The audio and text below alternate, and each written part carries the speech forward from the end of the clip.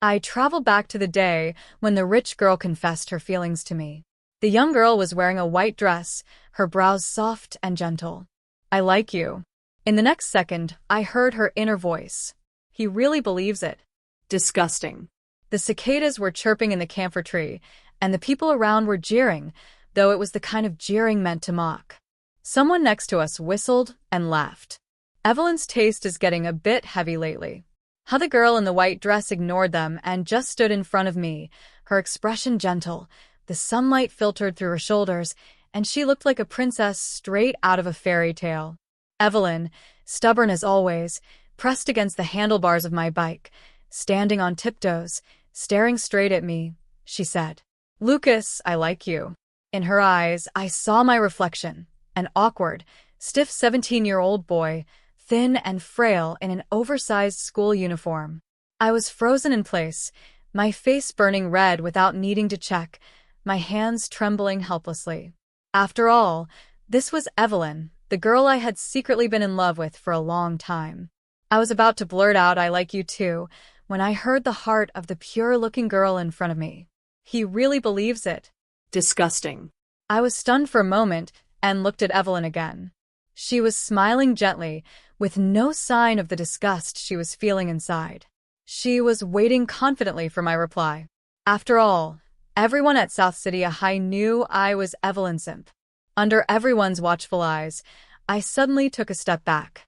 "Sorry, I don't like you." Evelyn's expression turned ugly for a moment. No one had ever rejected her before. Just then, a silver-haired girl walked by arrogantly, as if she hadn't noticed the drama unfolding here. I recognized her. She was the notorious school bully, the queen of our school, and Evelyn's arch-nemesis. I pointed at the school bully and said to Evelyn, "I like her type." "You're too childish." "You understand." I wobbled my bike's handlebars. "So." "Evelyn, move aside." Evelyn must have been bewildered, not understanding how the boy who had adored her a second ago could now tell her to get lost. She stiffened, placing her hand on my handlebars, an intense unease showing between her delicate brows. She bit her lip and asked, "What's wrong with you?" She held onto my bike. I was afraid to pull too hard and accidentally hurt her, leaving me stuck in a dilemma. In the next second, however, the silver-haired girl reached over and grabbed my handlebars, yanking them free from Evelyn's grip with a twist of her wrist. "Didn't you hear him? He told you to move." Her voice was crisp with a hint of coldness. I turned my head slightly.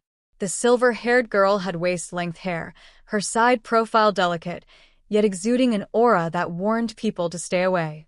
Her long silver hair shimmered in the light, cool and rebellious. And then I heard the school bully's panic in her voice. "Shit, he's looking at me." Chapter 2. The school bully rescued me from Evelyn's confession and pushed my pink bike forward. A small group of boys passing by teased her. "Becca, when did you stop riding your motorcycle?" She kicked one of them, cursing. "Get lost." I walked beside her, feeling incredibly awkward, and mustered up the courage to speak. "Hey, school bully Rebecca." I froze for a moment before realizing she was telling me her name. She lowered her eyes and asked softly, "Do you like me?" My first instinct was to shake my head, but then I heard her eerie inner thoughts. Anyone who's used me as a shield ended up in concrete pillars, so I immediately nodded my head vigorously. Rebecca had a pair of charming almond-shaped eyes right now. She smiled, stopping in her tracks, reaching out to pinch my cheek. Her thumb brushed over the mole under my eye, and she slowly said, "From now on, you'll help me with my homework. Watch me practice dancing and give me rides to and from school. Treat me 10 times better than you treated Evelyn." Got it. Even though she was shorter than me, I instinctively shrank back. I was a bit confused and asked, "What do you mean?" She condescendingly patted my face, smiling sweetly. "It means I've accepted your pursuit, Rebecca," with her silver-dyed hair, ear piercings, and face screaming high maintenance. Suddenly, I felt like maybe going back to battle Evelyn was a better option. Chapter 3. I followed the road back home, guided by my memories. This was the Villa District. I was 17 when they brought me back from the countryside. At 17, I didn't understand many things, like why my mother was the legitimate wife. Yet I had an older half-brother, Diego, who was just a few months older than me. Everyone liked Diego, including Evelyn. Evelyn and Diego were childhood sweethearts from the beginning. Even when she first acted kindly towards me, it was only to convince me to donate a kidney to him. If it weren't for Diego's illness, the Song family would have never thought of bringing me back to them. I wasn't a person. I was medicine. But now their intentions hadn't been revealed yet. Diego, still recovering at home, was in the garden watering the flowers. When he heard me enter, he looked up and smiled gently. "You're home late. We finished dinner a while ago." It didn't matter. I wasn't allowed to sit at the table anyway, Evelyn confessed to me today. The watering can suddenly drop from his hand, splashing water on his face. He forced a smile. "Really? Congratulations." I raised an eyebrow in surprise and said, "Of course I didn't accept. How could she ever be good enough for me?" In an instant, I was overwhelmed by a flood of vicious, hateful thoughts coming from the always kind Diego, a walking kidney bag. And he's not grateful to us. How dare he say that? Evelyn only told me she'd approach Lucas. She never said she'd confess to him. This poor kid must be lying. Damn it, Lucas should take a good look at himself. So ugly. I snickered, and to think they were relying on me to keep him alive. Dream on. I ran upstairs, hearing Diego cough violently behind me. As I reached the top, the family maid, who was closer to me, pulled me aside and whispered, "Madam said there's no dinner left for you." I nodded. This was a regular occurrence. As I turned away, I paused for a moment, hearing the maid's inner thoughts. She said, "Poor thing." Chapter 4. Before I returned, it was just after Diego's successful recovery, thanks to my kidney. Evelyn had promised that once he was out of the hospital, they'd get engaged, and they did, just not to me, but to Diego. She endured her disgust and revulsion, pretending to be friendly with a country bumpkin like me for so long, and finally got what she wanted. On her engagement day, she leaned into Diego's arms, and in front of all the guests, with the same gentleness as when she confessed, said to me, "Lucas, why don't you take a look in the mirror?" I looked down and saw my reflection on the polished floor, bloated and overweight from the medication, a far cry from the handsome and charming Diego. Perhaps we were always worlds apart. In that moment, I felt my heart shatter into pieces. Luckily, it was all just a dream. I woke up right at the moment Evelyn confessed to me, now with the added ability to hear people's thoughts. I grabbed my phone from under my pillow and opened the chat app, where there were already 99+ messages. Only one chat was pinned at the top, Evelyn. The 17-year-old me had genuinely liked her. Evelyn's messages were still coming in, and she was probably crying from frustration. "Evelyn, Lucas, I'll give you another chance. My confession still stands." "Evelyn, you're doing this on purpose, aren't you? Congratulations, you succeeded." "Evelyn, stay away from Rebecca. She's bad news." There were also several missed calls. Scrolling up, I saw messages I had sent, usually a long string of texts, but with no response from the other side. On the rare occasion, Evelyn did reply. I'd be over the moon for half the day. And now Evelyn was still flooding my phone with messages with a swift motion. I blocked her. Then I slowly opened the class group chat. Sure enough, they were discussing the incident from this afternoon. The school flower and the school queen fighting over a guy. Such a boring headline. They even posted pictures from the scene. I clicked on one, and my face immediately flushed. In the photo, the silver-haired girl was standing in front of the boy, so close it looked like she was leaning into my arms. She was staring at Evelyn with a provocative look, raising an eyebrow. The chat continued to scroll. Who's this guy anyway? Looks like a total country bumpkin. Even the heartthrob from Third High didn't manage to win over Becca. We usually can't post Becca's pictures without her permission, but she didn't say anything today. Guess it's real. I exited the chat and saw a new friend request notification. The username was BC with a note that read Lucas love interest. My heart skipped a beat, and I accepted. Lucas, I've accepted your friend request. We can start chatting now. After a brief pause, She sent a voice message. Her voice was teasing. Just friends. I tried to pause the voice message, but fumbled, accidentally hitting the video call button. She answered, and suddenly her beautiful face appeared on the screen, so close that her eyelashes seemed like they could brush against my face. I unconsciously pulled my phone back a bit. A laugh came from the other side of the screen, and Rebecca said softly, "Lucas, why is your face so red as soon as we start talking?" I couldn't say a word for the longest time. Then, from somewhere behind her, I heard someone yell, "Becca, we want to see your boyfriend too. It's all over the forums." Without even turning around, Rebecca chuckled. "Get lost." She stretched out her hand to cover the camera like a child hiding their toy, being petty. It was pretty childish.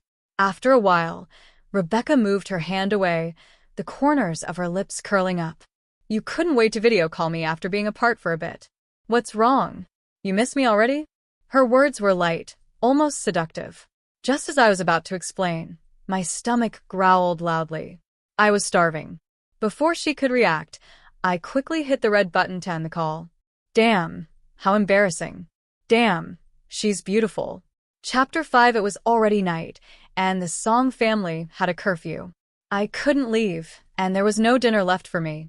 A grown man, hungry enough to gnaw at the bedpost. I could only resign myself to lying on the bed, waiting for the hunger to pass. Outside the window stood a tall camphor tree. If it weren't for this tree blocking the view and the sunlight, I wouldn't have been given this S-facing room. The leaves rustled, and I heard the light tapping of knuckles on the glass. I looked up to see the silver-haired girl clinging to the branches of the camphor tree with reckless abandon. One hand was tapping on the window, and the other held a full bag with chopsticks hanging from her mouth. I quickly got up, incredulous, and opened the window. The night wind blew in like wildfire. Rebecca handed me the bag and pushed her wind-tousled hair behind her head. "My dear classmate Lucas," Becca's version of takeout. She smiled, her eyes curving. "How about giving me a 5-star review? Who's chasing who?" Rebecca. Chapter 6. The next day, Rebecca gave me the answer. It was definitely me chasing her. I had to wait for her at school, run errands for her between classes, and even attend her volleyball games to cheer her on. I brought 2 bottles of sports drinks for Rebecca and slowly made my way to the school gym, only to find it packed, especially with boys. They were all shouting Rebecca and Evelyn Class 1 vs Class 3 in a basketball match. And, of course, both girls were in those classes. I headed toward Rebecca, but someone stepped in front of me. Evelyn stood there, and her disgusting comment from yesterday still pricked at my heart. Her expression softened slightly as she reached for the drinks in my hand. She used to do this all the time. I would run around fetching water and towels for her during volleyball or dance practice, and she would occasionally throw me a small reward, Evelyn said. "Since you brought me water, I'll forgive you for yesterday." I dodged her hand and said bluntly, "Move aside." She froze in place. I walked past her, taking a few quick steps toward Rebecca, and handed her the drinks. Rebecca squinted, inexplicably in a good mood, and lazily said, "Oh dear, I can't open the bottle," resigned. I took the drink back, twisted the cap off, and handed it to her. Rebecca tilted her head back and took a sip, her beautiful lips curling into a smile as she snickered at something behind me. Suddenly, I heard her thoughts. Ugh, I can't stand people who overthink. I turned around, and sure enough, Evelyn was still standing there, looking a bit flustered. Her face was red with anger, and when she noticed me looking, she averted her eyes. She was upset, and I was thrilled. Chapter 7. Rebecca was in top form, unstoppable, a total sports goddess. The gym was filled with waves of cheers. Evelyn, on the other hand, seemed unusually distracted, frequently glancing toward the audience where we were sitting. She was practically crushed. Rebecca's team won without any suspense. After the game, Rebecca walked over to me, her hair tied up in a rare high ponytail, looking radiant and youthful. I handed her some water, and she leaned down, beckoning me with a finger. I obediently leaned closer, my face and neck enveloped by her scent. Rebecca draped her arm over my shoulder, playfully pouting, "You watched my game, and you've got nothing to say." I blinked, while the guys nearby had been shouting, "Becca is so cool."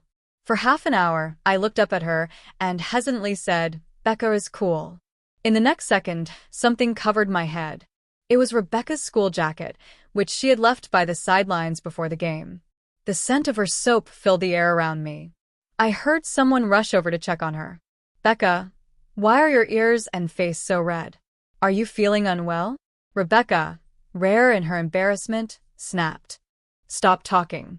Chapter 8. Life without Evelyn at the center was so much easier.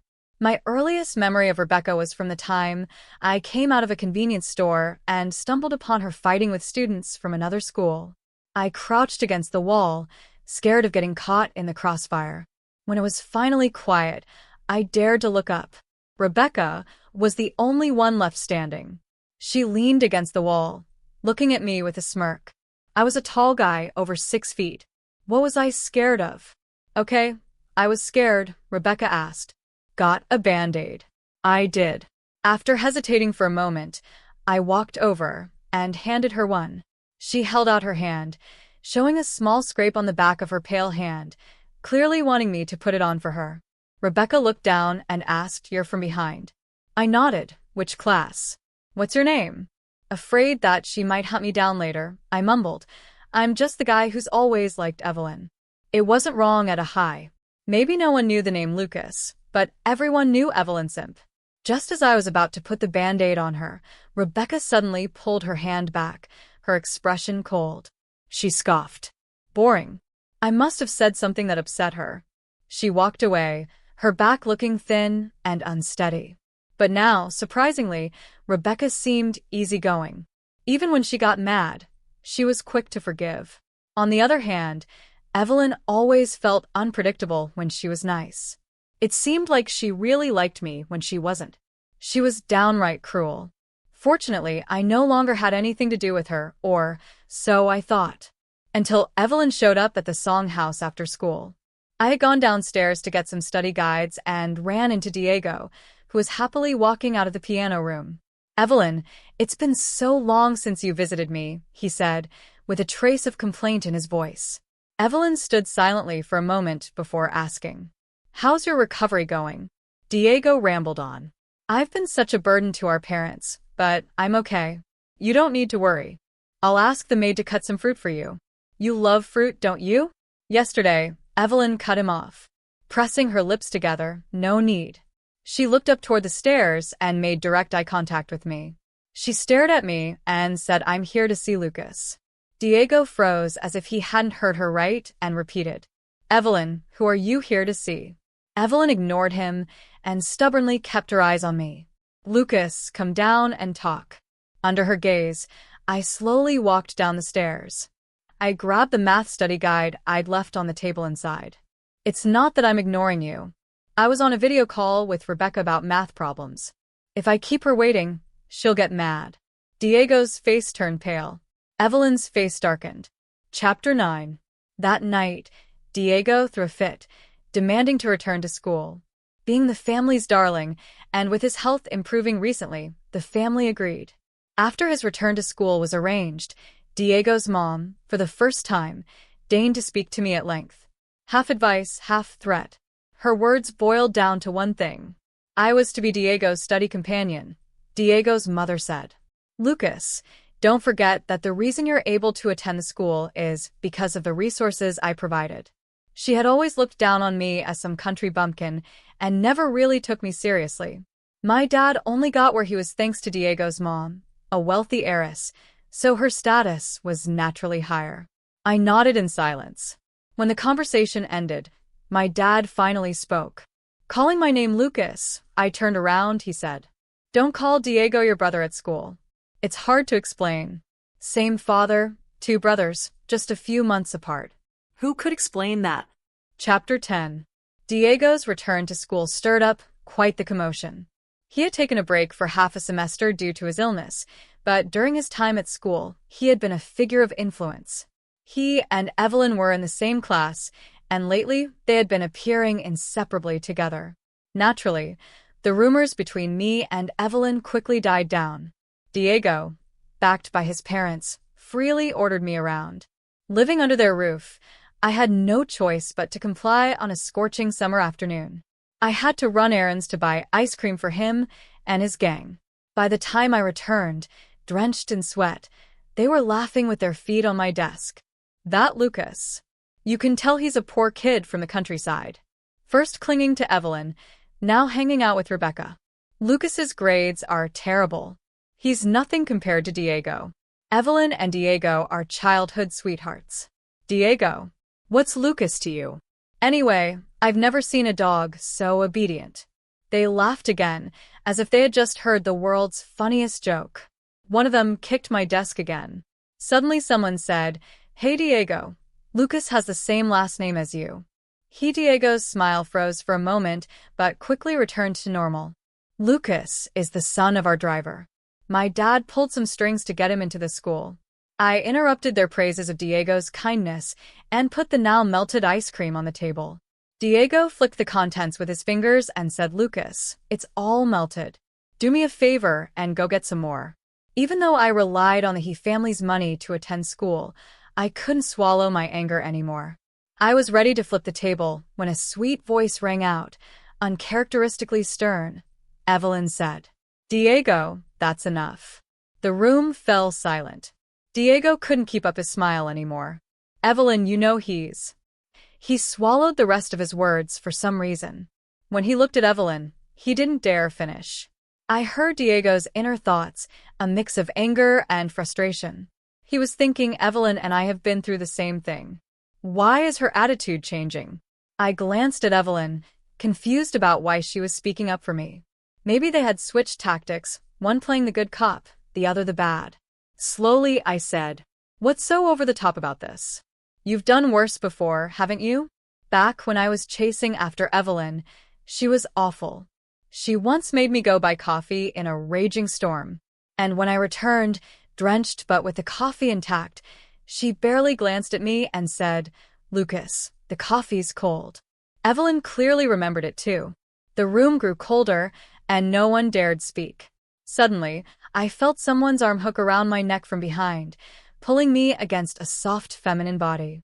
The silver-haired girl, Rebecca, was smiling, but her gaze was fierce.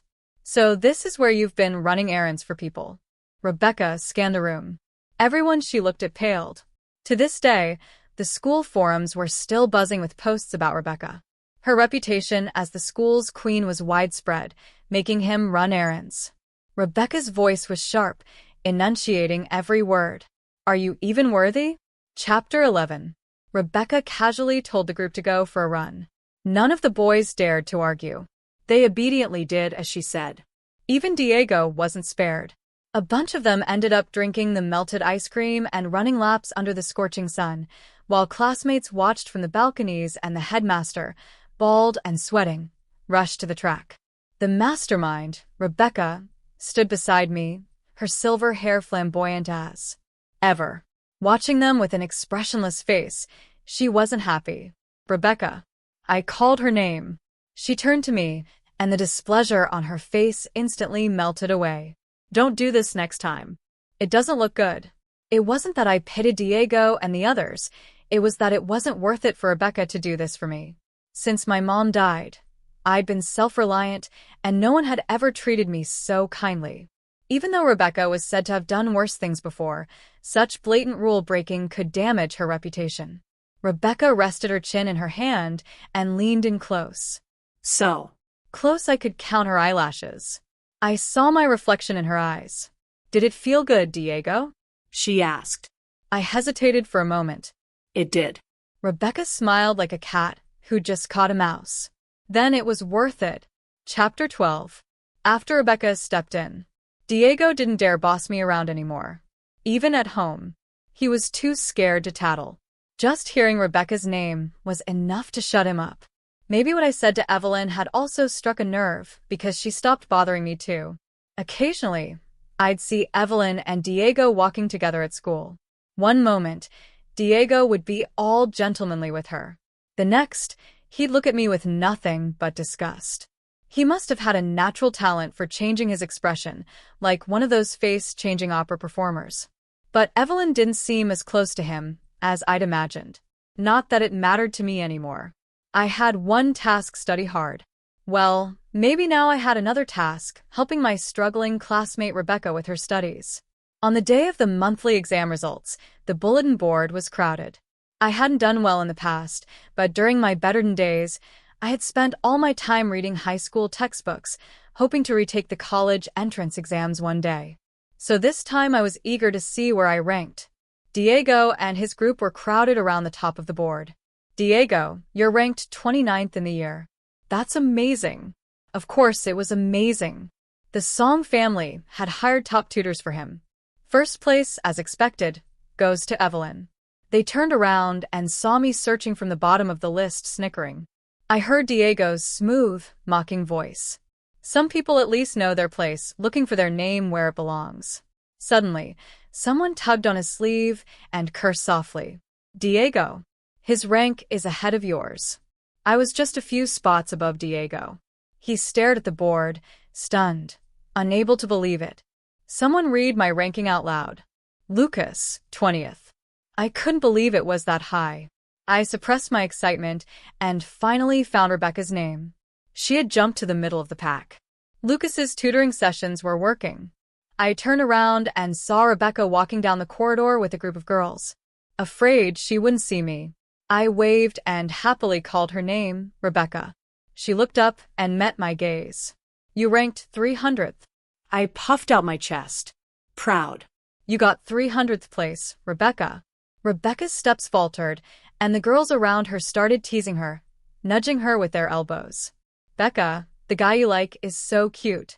Rebecca looked at me, and under everyone's watchful eyes, her face turned bright red in an instant.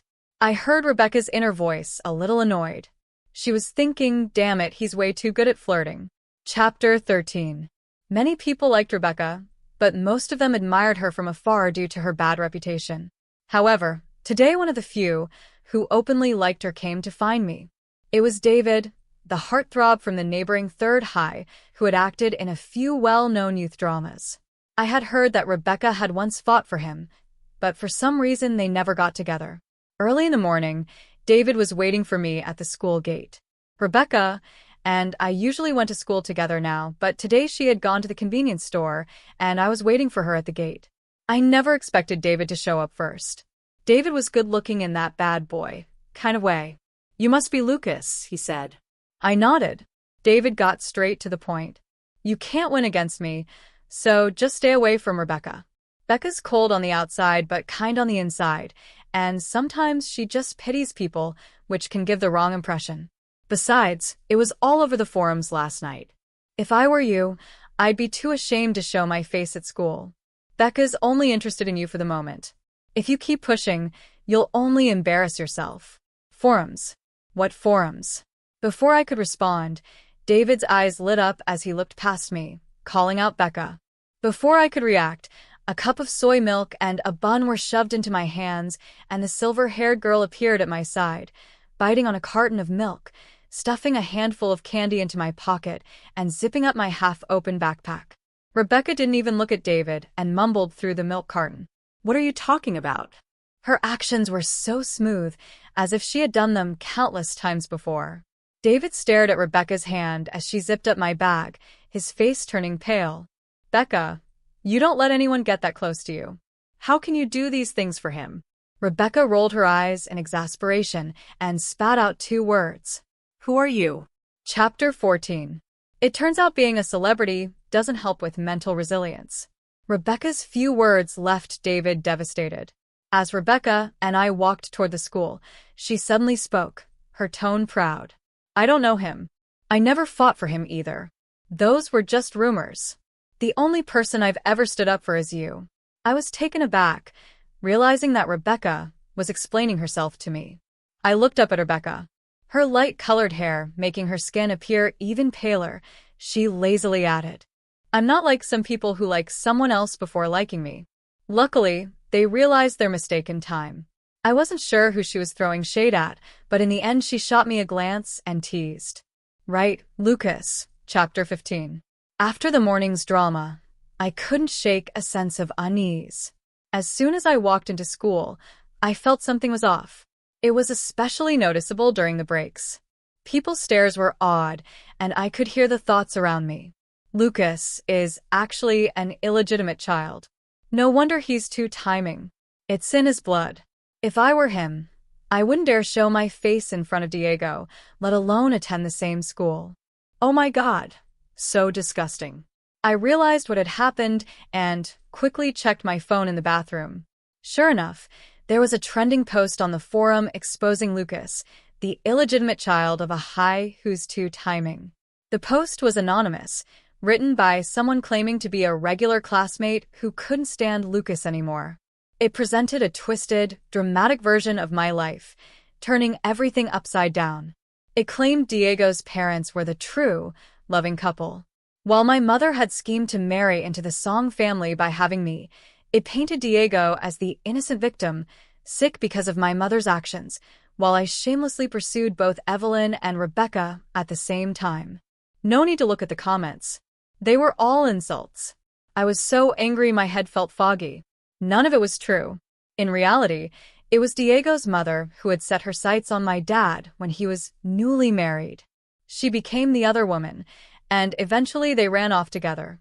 My dad never looked back, leaving us behind. My mother, even until her death, still hoped he would change his mind. I left the bathroom and washed my face at the sink. Someone handed me a tissue. It was Evelyn.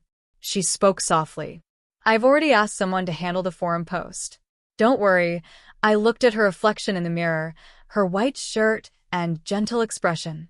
You knew about this all along. I was referring to the content in the post. Evelyn closed her eyes briefly, a self-loathing look on her face, and nodded.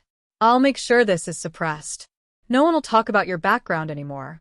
Don't be mad at me, Lucas. Once this blows over, let's just pretend it never happened, okay? She didn't even bother asking me if it was true. She had already assumed it was a fact. She opened her eyes again, looking at me softly. You see, I've been helping you from the moment we first met. Come back to me, Lucas. I wiped my face, threw the tissue in the trash, and turned to her calmly. Evelyn, I'm not an illegitimate child. Chapter 16. From the moment we first met, Evelyn had always helped me. When I first arrived here, I couldn't even find the Song family's house and got lost in the Villa district, chased all over by some neighbor's dog. My mom had died of rabies, so I had always been terrified of dogs. That day, it had started raining. I ran and dropped all my ragged belongings along the way. The dog knocked me down, but then I heard a whistle, and the dog immediately jumped off me, happily running away. As I shakily gathered my things in the rain, tears streaming down my face, an umbrella appeared above me. The hand holding the umbrella was slender, and the girl standing there in a white dress was cold and elegant. For a moment, I felt ashamed of myself. Did you chase the dog away? Did you save me? What's your name? She said. I'm Evelyn. After that, I lived under the Song family's roof, ignored at school, but Evelyn always helped me. I stuck by her side. Maybe even I couldn't tell if what I felt for her was love. After all, from the start she had her own motives. Evelyn was complicated. Sometimes I thought she liked me. She even wrote her name in my textbooks, but the next second she'd get mad and scratch it out. I always knew she was disgusted by something about me, but I never knew what. Now I understood. She had always believed I was an illegitimate child, that the blood in my veins was dirty. Loving Evelyn was worse than loving a dog. Chapter 17. I walked straight to Class 1's door and, as expected, found a crowd gathered around Diego. He looked forlorn and pitiful, while everyone around him was busy comforting him. When they saw me standing at the door, they glared at me. Thanks to Rebecca's intervention last time, no one dared to insult me openly, afraid of getting on the wrong side of the school's queen. Diego had always put on a good front with me, but lately, something had changed. First, he'd made a fuss about returning to school. Then there was the ice cream incident. Our pretense of civility was completely shattered. He looked up at me, his eyes red, his knuckles white from clenching his fists. Lucas, can you leave my family alone?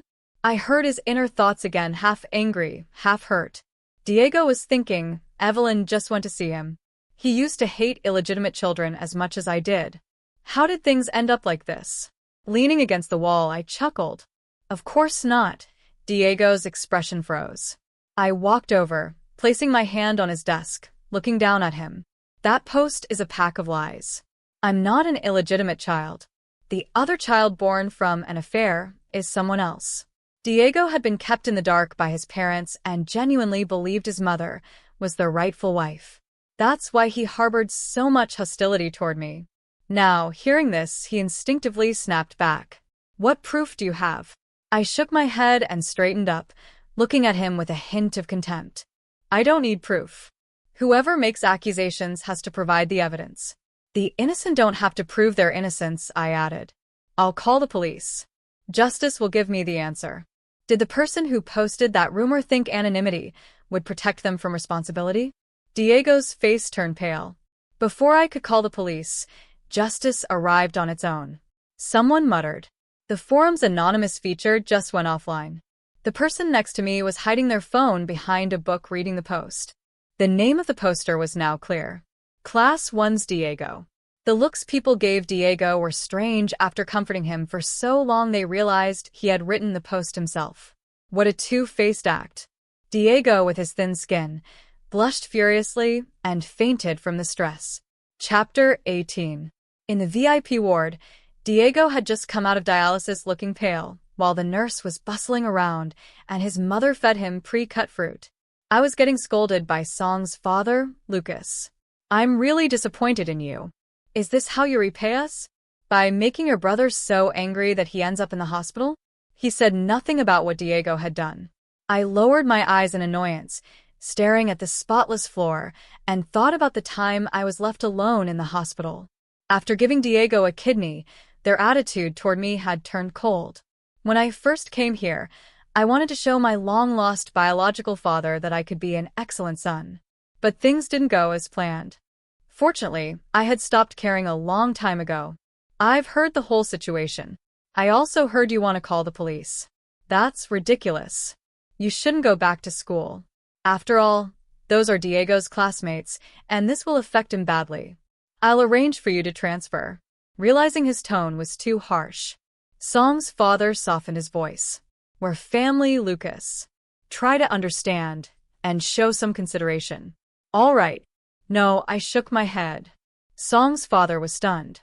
This was the first time I had ever refused him. What did you just say?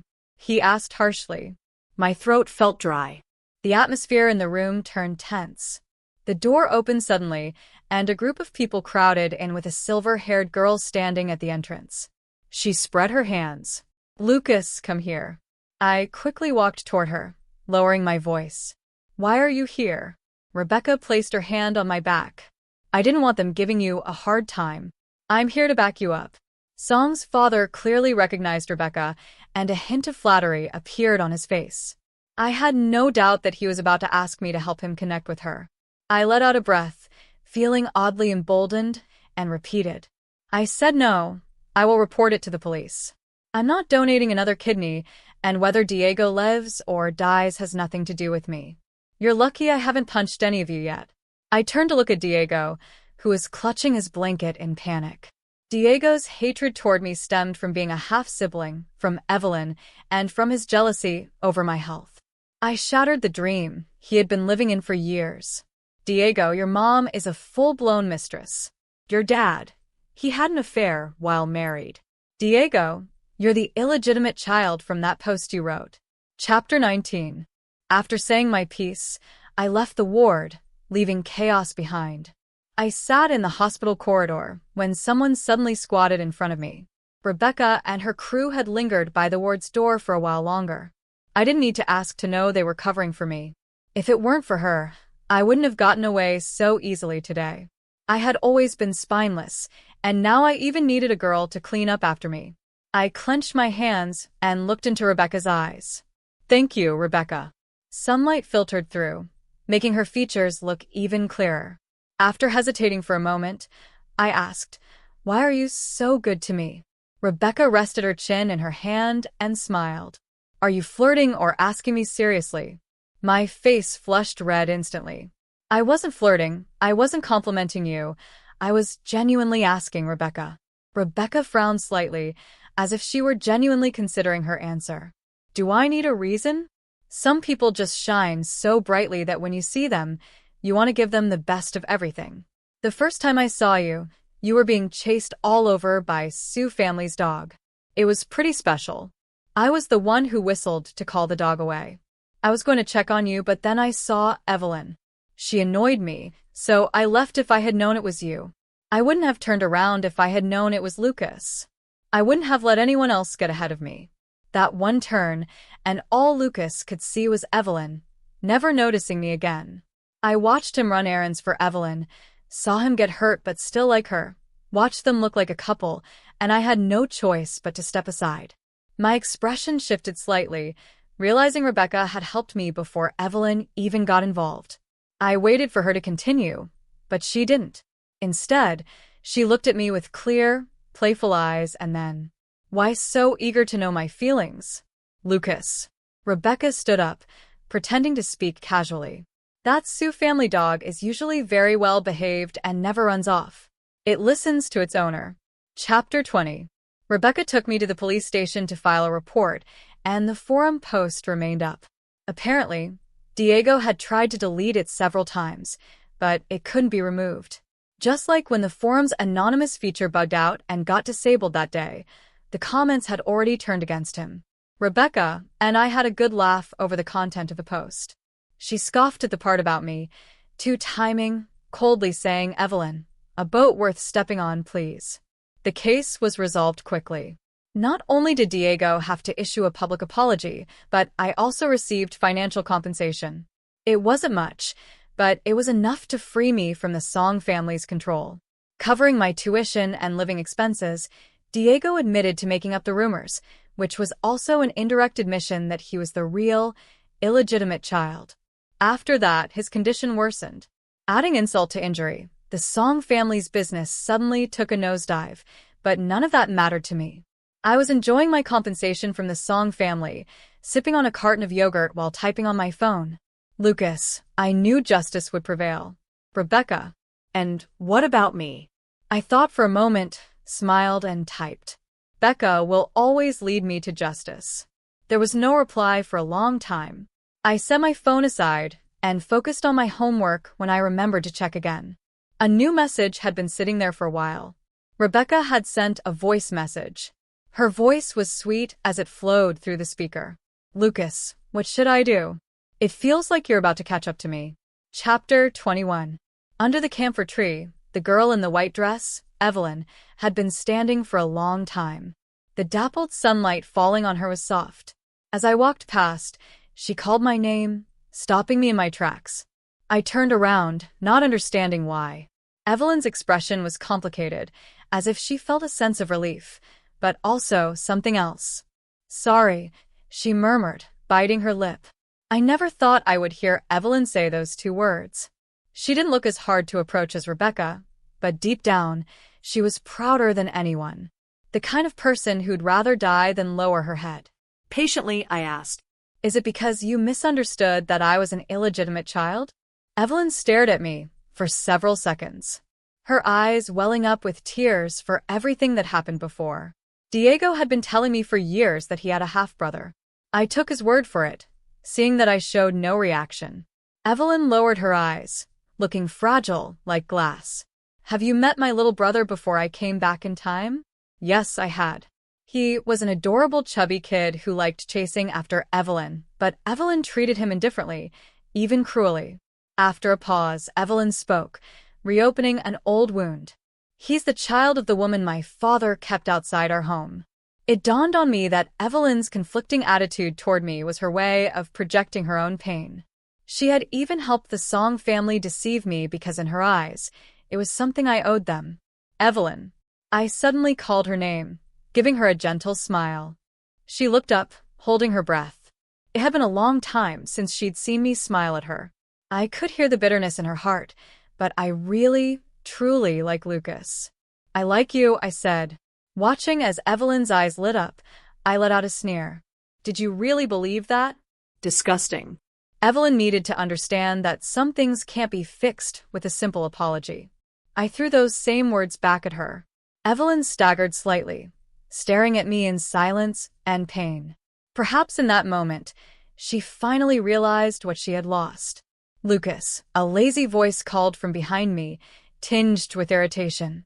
I turned around quickly to see Rebecca standing not far behind us, holding a strawberry-flavored ice cream.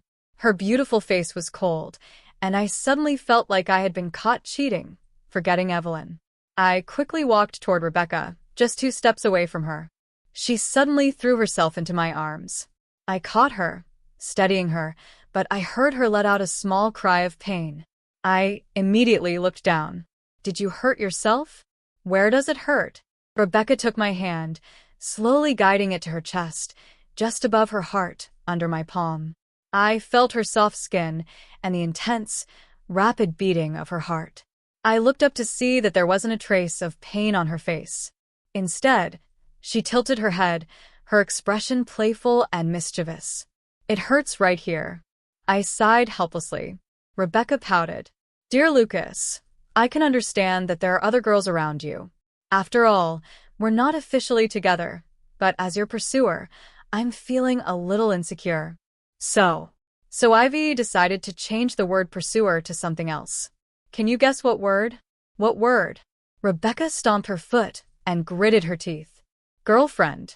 I couldn't hear any more thoughts. Just the sound of 2 hearts beating loudly.